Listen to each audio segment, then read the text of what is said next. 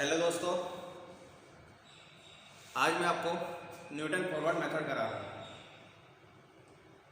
आपको एक given problem है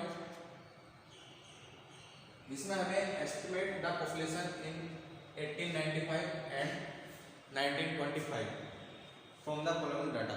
इस डाटा से हमें 1895 और 1925 की पॉपुलेशन फाइंड करनी है। तो उसके लिए सबसे पहले हम क्या करते हैं, एक डिफरेंस टेबल बनाते हैं। ये तुम्हारा x हो जाएगा और ये हो जाएगा तुम्हारा फंक्शन fx। ये टेबल बना लिया हमने। डिफरेंस टेबल में हम क्या करते हैं, del fx, del square fx, del cube fx और डेल फोर fx इस तरीके से फाइंड करते हैं। कैसे फाइंड करेंगे, इन दोनों का जो डिफरेंस होगा वो यहाँ पे आएगा 66 minus 46 is equal to 20, 81 minus 66, 15, 93 minus 81, 12, 101 और 3, 93, 8। अब इन दोनों का जो डिफरेंस होगा वो हो जाएगा तुम्हारा del square fx। 15 minus 20 minus 5, 12 minus 15 minus 3, 8 minus 12 minus 4। ये डेल स्क्वायर fx आ गया। अब डेल क्यूब fx कैसे निकालेंगे, इन दोनों का जो डिफरेंस होगा -3 और माइनस माइनस हो जाएगा प्लस, तो 5 माइनस 3 ये आ जाएगा 2, minus 4 minus minus plus 3, minus 4 plus 3 ये आ जाएगा -1। आप इसमें से इसको माइनस करोगे तो हो जाएगा -1 -2 -3। इस तरह से डिफरेंस टेबल फाइंड कर ली। उसके बाद न्यूटन फॉरवर्ड मेथड क्या होता है, F A plus H U is equal to F A U upon factorial 1 del F A U U minus 1 factorial 2 del square F A U U minus 1 U minus 2 del cube F A upon factorial 3। फिर next U U minus 1 U minus 2 U minus 3 upon factorial 4 del 4 F A. इस तरीके से आगे continue रहेगा। यहाँ पे जो a होगा वो हम कैसे फाइंड करेंगे, हमें निकालनी थी वैल्यू 1895 की। 1895 इन दोनों के बीच में आ रहा है, तो इसके लिए बेस हो जाएगा तुम्हारा 1891। तो a की वैल्यू हो जाएगी तुम्हारी 1891। h होती है तुम्हारी हाइट, इनका जो गैप होता है सबके बीच में इक्वल गैप है, तो h की वैल्यू हो जाएगी 10। हमें वैल्यू निकालनी थी 1895 की, तो हम इसको रखेंगे a प्लस एच यू को 1895 के इक्वल। यहाँ पे a की वैल्यू पुट करो 10 into U equal to 1895। u की वैल्यू आ जाएगी 1895 minus 1891 upon 10, 4 upon 10 equal to 0.4। तो u की वैल्यू आ गई हमारी 0.4। u की वैल्यू फाइंड कर ली। अब उसके बाद ये वैल्यू फॉर्मूले में पुट करते हैं।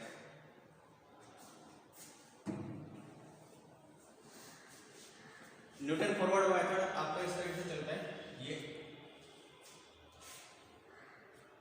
एफ ए फिर del F A del square F A del cube F A और डेल फोर एफ ए, ऐसे चलेगा।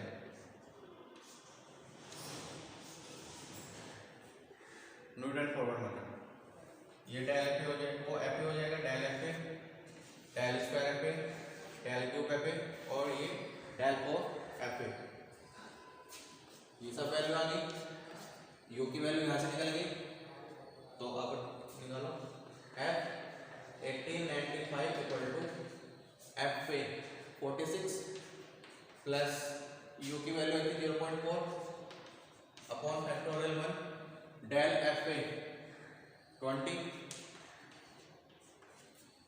0.4 upon factorial 2 0.4 minus 1 into del square F A -5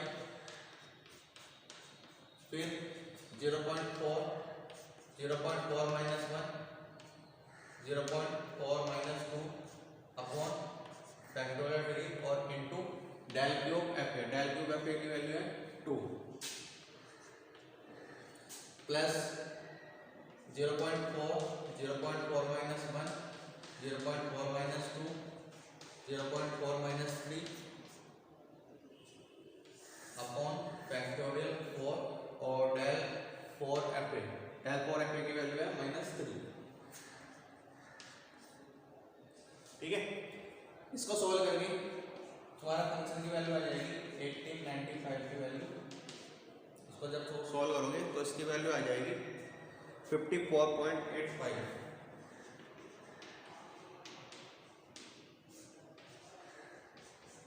तो ये आपका होता है Newton forward method. Newton forward method में हम क्या करेंगे, अगर हमें इन दोनों के बीच की वैल्यू निकालनी है तो हम न्यूटन फॉरवर्ड मेथड का यूज करेंगे। अगर हमें लास्ट से निकालनी है, इन दोनों के बीच की वैल्यू निकालनी है, तो हम न्यूटन बैकवर्ड फॉर्मूले का यूज करेंगे। और अगर हमें मिडिल की निकालनी है, सेंटर की, तो उसमें हम करेंगे स्ट्रेलिंग फॉर्मूले का यूज।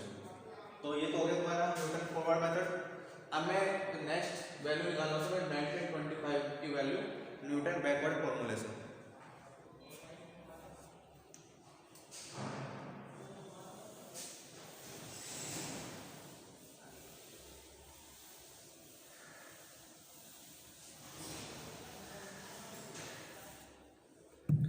न्यूटन बैकवर्ड फॉर्मूले में क्या होता है,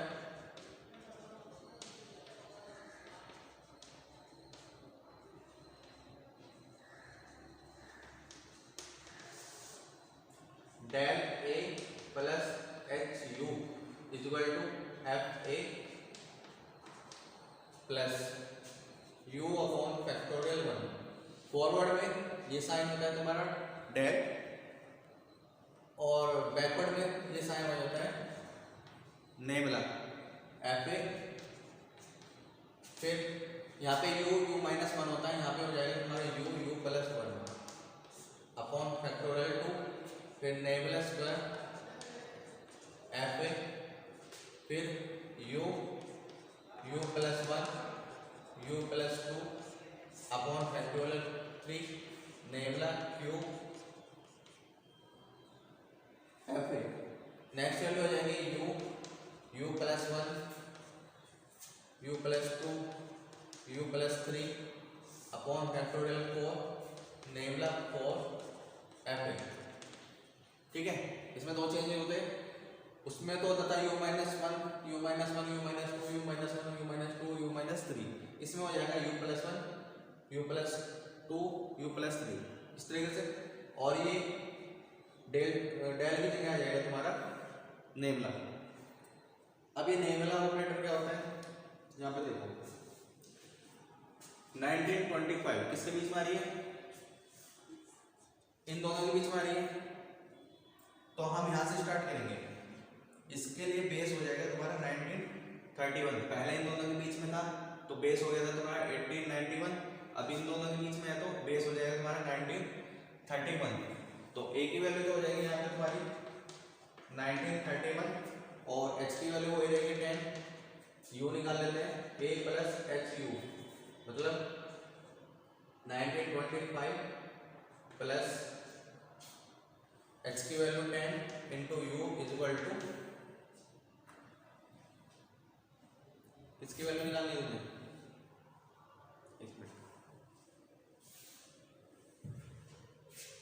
a plus H U equal to आ जाएगा 1925। इसकी वैल्यू निकालनी है। यहाँ पे a की वैल्यू 1931 plus 10 into U equal to 1925। तो u की वैल्यू आ जाएगी 1925 माइनस 1931 अपॉन 10 माइनस 0.6। ये u की वैल्यू आ गई। अब ये सारी वैल्यू हम फॉर्मूले में पुट करते हैं।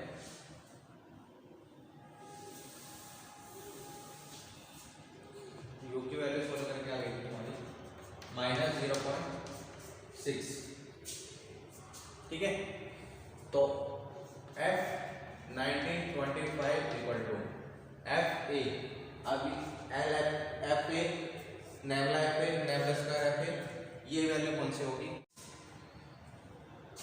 न्यूटन बैकवर्ड फॉर्मूले में हम यहां से स्टार्ट करते हैं। F A nabla F A, nabla square F A, nabla cube F A और नेबुला कोर एफ ए, इस तरीके से चलते हैं। क्लियर है? तो एफ ए की वैल्यू आ जाएगी तुम्हारी 101 प्लस यू की वैल्यू थी माइनस 0.6 अपॉन फैक्टोरियल 1।